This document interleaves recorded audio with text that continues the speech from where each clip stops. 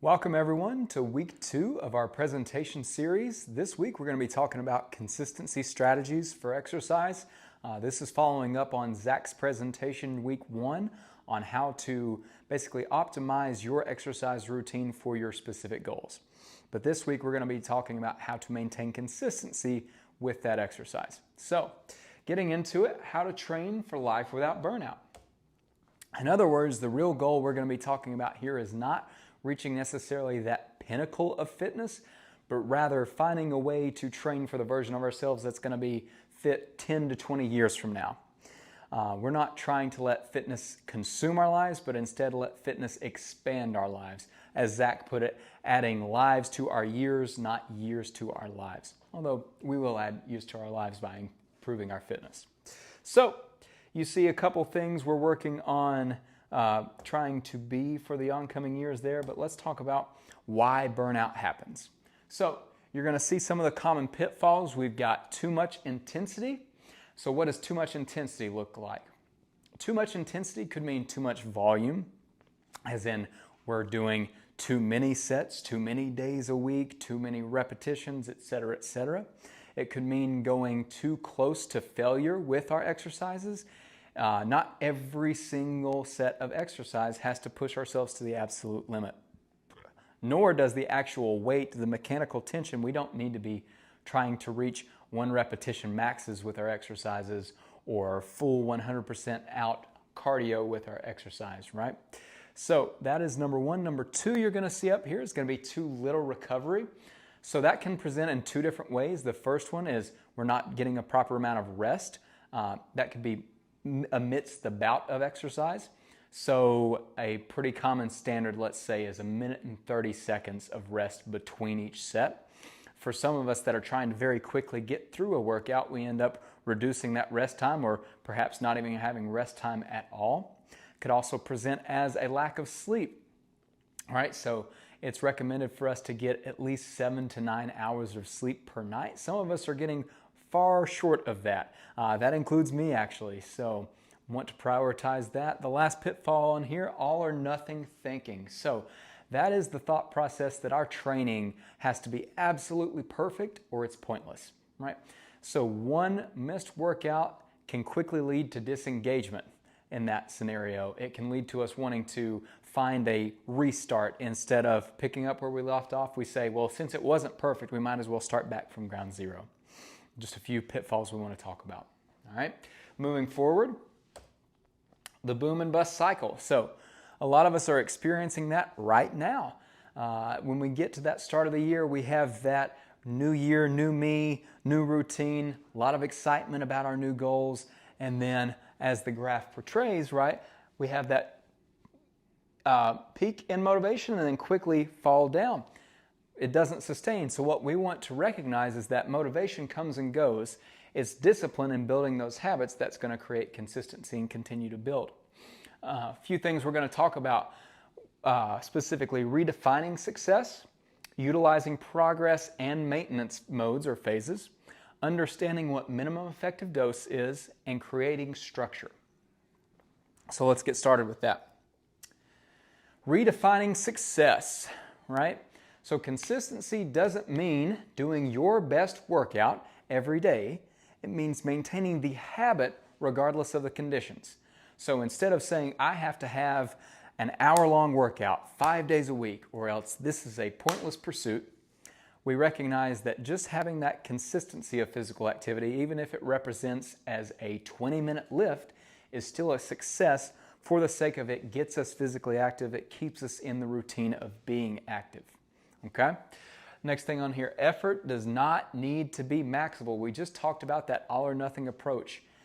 There is a lot of science out there to show that just a minimum effective dosage does a whole lot for us compared to skipping entirely. So don't think that it has to be up at a 10 at all times in order for us to get progress or for it to be pointless without. Just having that little bit each day, each period is going to create results. And lastly, you see progress is not linear. I like to think of it as we have about a third of our days that are bad, a third of our days that are average, and a third of our days that are good. And so if we expect every day to be a good day, we're going to be very quickly disappointed. But if we recognize that we're going to go through those peaks and valleys, then eventually, as you see, the reality is still going to go up. It's just not going to be a perfect line. So recognizing that reality and being okay with that and still letting ourselves live through those phases, we're going to get to where we want to go. All right, moving forward. Utilize progress and maintenance phases. So what you're going to see up here is a big fancy chart. You do not need to memorize this. You do not need to try to read it. I get it's probably very small on your screen right now, but what it talks about is you've got each of our body parts or muscle groups, and then maintenance volume, minimum effective volume, maximum adaptive volume, and maximum recoverable volume. Right? If you want to do some research into that, you're more than welcome to look up those terms. But basically it's talking about how there are different levels of volume specific to each muscle group that are going to allow us to maintain the amount of muscle mass that we currently have or the current adaptation that we have versus continue to try to maximize that progress. And if we are attempting to maximize every little aspect through every single training phase, that is a very quick way to lead ourselves to burnout. You're also going to see frequency, if you're trying to read this, repetitions that are advised, reps in reserve, as in how many reps from complete muscle failure are we, these sort of things. But the point is, right, progress phases, we can increase the effort, we can increase the intensity, but they are intended to be temporary. Whereas maintenance phases allow us to preserve the progress, right? It allows us to maintain, right, over time instead of very quickly burning out because of how hot that flame is. So think of it seasonally. This could be applicable to life. We're going to have seasons where we've got a lot going on outside of our exercise, and therefore our exercise needs to take a back seat and be in a maintenance phase. It could also be that we're looking at it muscle group by muscle group and saying, for the winter season, I'm going to make my arms a priority, and therefore my lower body is going to take a maintenance phase. Or vice versa, I might be really interested in growing stronger legs, and for that reason, to keep total volume at a reasonable level, I'm going to lower the volume that happens for my upper body. Decide for yourself how you want to situate that, but know that not everything needs to be at its peak at all times. Adjust the volume, not the commitment. Understanding minimum effective dose. So we just talked about how there's maintenance, minimum effective dose, maximum adaptive. Don't worry about the jargon right now. What we're going to focus on is minimum effective dose. So we see dosage charted over here on the left side. You see undertraining on the right side. You see overtraining. And then in the middle, sort of that optimum training zone, that maximum adaptive volume, you would say. And we want to make sure that we're staying within that realm, that we're not necessarily going so little that we're not getting any sort of adaptation to happen or even getting maintenance to happen, but also that we're not pushing ourselves so far that we actually have a detrimental effect on the other end.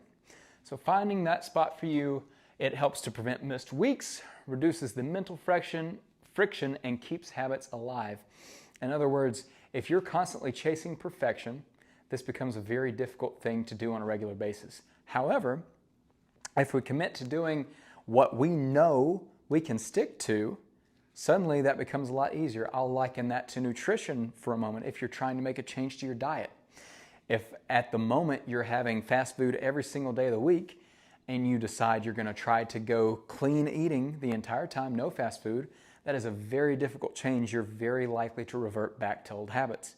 However, if you were to set a goal for, I'm going to reduce the amount of fast food I eat to 5 times a week instead of 7, suddenly that becomes a very reasonable goal, something we can stick to. So think minimum effective changes that build over time, as opposed to everything has to be perfect for it to work. Does that make sense? So you'll see right here the CDC recommendation. So here we have a minimum effective dosage, 2 times per week resistance training, 150 minutes of moderate physical activity per week. Well, how can that present? A very simple routine to put yourself on. Say we're going to train Monday and Thursday, resistance training, 45 minutes to an hour, full body workout. We've got our twice per week resistance training. And then that also lends itself to that 150 minutes of moderate physical activity. So let's call it 2 45-minute bouts. We've got 90 minutes of physical activity at this point out of our 150.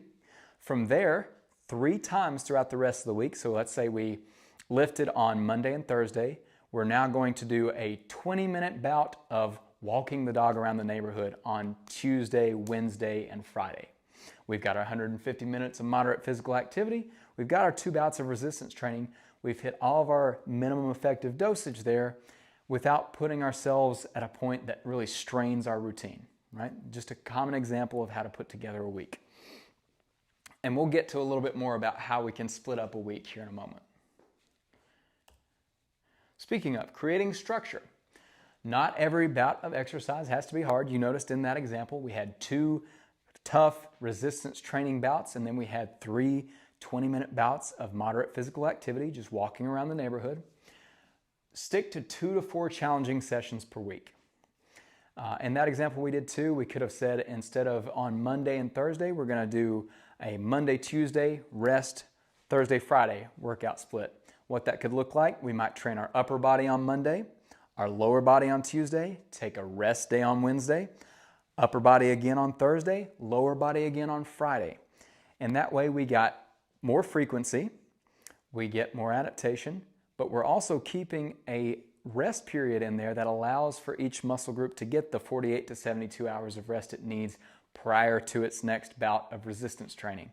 So take a moment there and think about your week and how you can put together your workouts week to week that allows for time for recovery, allows for time for your other responsibilities, the other things going on in your lives. I'd encourage you, take out a sheet right now and think, what do you know week to week you're going to have to do? When is it? And how can you plan your exercise bouts around that? That allows for one, the amount of resistance training we need, 2 to 4 days a week, and also the amount of recovery. Each muscle group needs at least 48 hours to 72 hours between intense bouts of exercise in order to be fully recovered for the next. How can you plan that out ahead of time? All right, so we're going to keep this moving forward. All right, we talked about this a little bit earlier, and basically why motivation fails. Well, it comes and goes. And this side, instead of what you saw earlier about that motivation versus discipline, what you're seeing now is decision quality versus decision quantity. In other words, the more decisions we force ourselves to make throughout a week, throughout a day, throughout whatever period, the less qualitative our decisions become, or the least quality they become, because we get fatigued. We don't want to have to think that much. And so if you can have that plan, that structure ahead of time of, I know I'm going to commit to X, Y, and Z, you're removing the need to make those decisions in the moment. Therefore, we're going to have higher quality decisions. So basically, structure systems, they protect you from mood, right? If you've prior committed to, I'm going to do this, if you get to that moment and you don't have a plan and I'm feeling down, I'm feeling distracted, etc., very easy for me to push that off to the side and make a poor decision. But if I've already set this up to know this is what I'm going to commit to, I'm going to already have it in my head and I'm going to make the high quality decision, right? So when we think about this, we're going to think about decreasing friction by planning ahead. All right, moving forward. So we talked about that sort of internal system of creating structure. Now we're going to talk about some external systems. What happens outside of you? And this really comes down to different ways of creating accountability. So you'll see we've got classes, training partners, check-ins, challenges, writing it down, and identifying sabotage patterns ahead of time. So I'm going to go ahead and group these first 4 in one lane. We're going to talk about that. So what is that? That's basically a public or a social commitment that reinforces whatever it is, basically creates your identity. So for instance, let's say you're a group fitness class person. Your identity becomes, I go to the 9:15 cardio strength class. You're known for that. People expect to see you Monday, Wednesday, Friday. Janice expects to see you in there lifting, dancing, etc. Becomes a part of you. That can also happen on a smaller scale with a training partner, with, let's say, a check-in with a personal trainer, a challenge where you're expected to see a presentation or partake in a bonus challenge each week. And so how does that work? Well, behavioral psychology shows that we are more motivated to avoid a loss than we are to seek a gain. And you might say, well, what does that mean? Well, when it comes to disappointing others, not showing up for a class, not showing up for your training partner, they show up in the exercise room, where is Trey today? That loss, the social loss of disappointing someone, letting them down, is a very powerful motivator. In fact, that thought of not letting someone down can be more driving than the actual benefits of the exercise itself.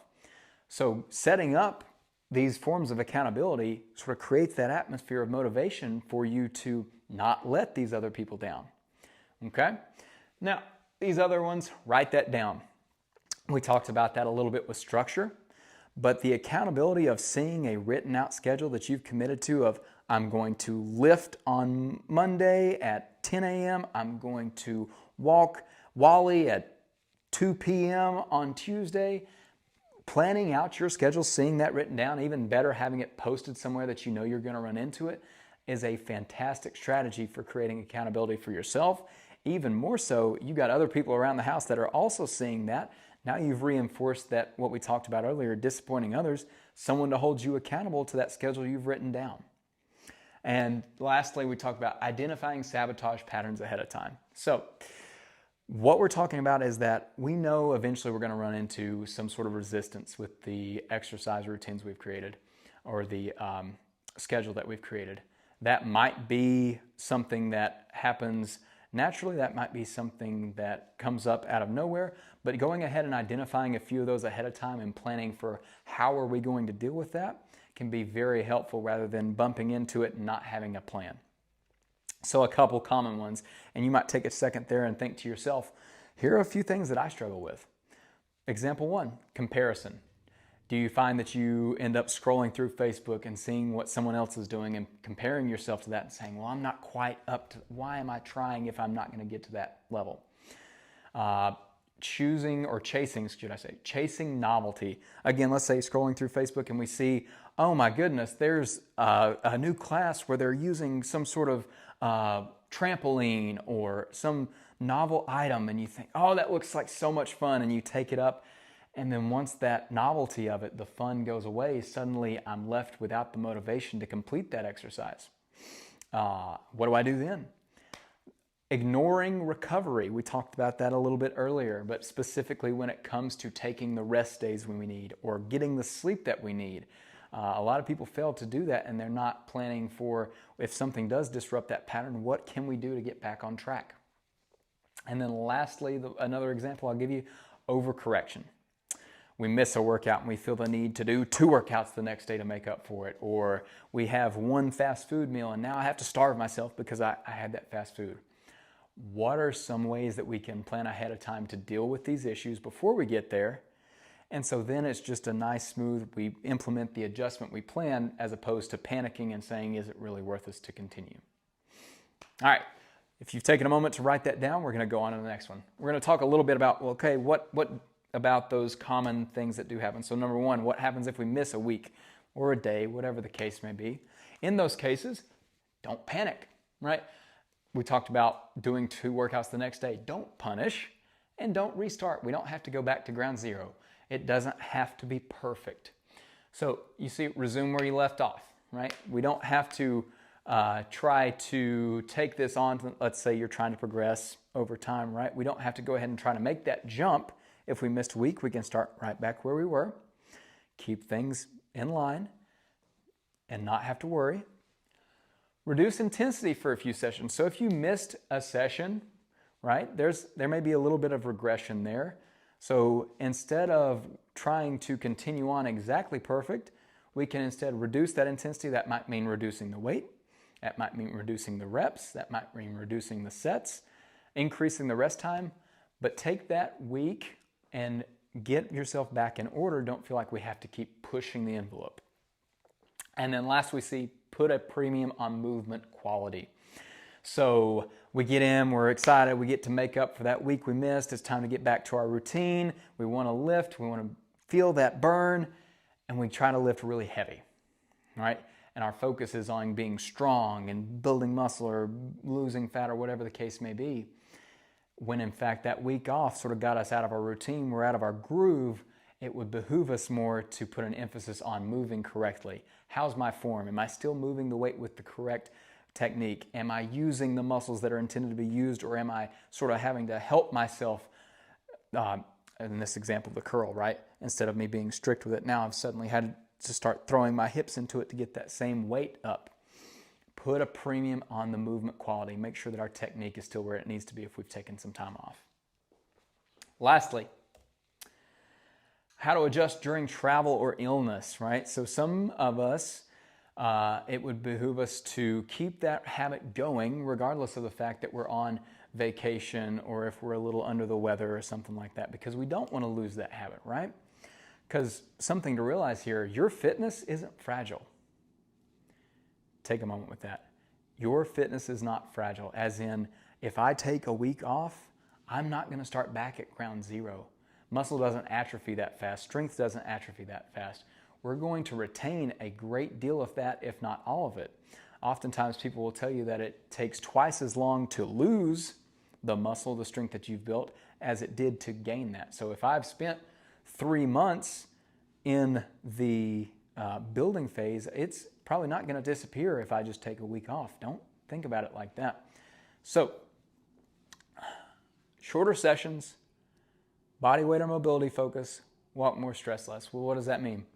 If I'm on vacation, it is likely that I am there to enjoy my time at said location with the people that I'm with, not necessarily to try to get my premium workouts in. So, if that means that I need to shorten down my session into half of what it was, a quarter of what it was, in order to retain the habit of physical activity, great.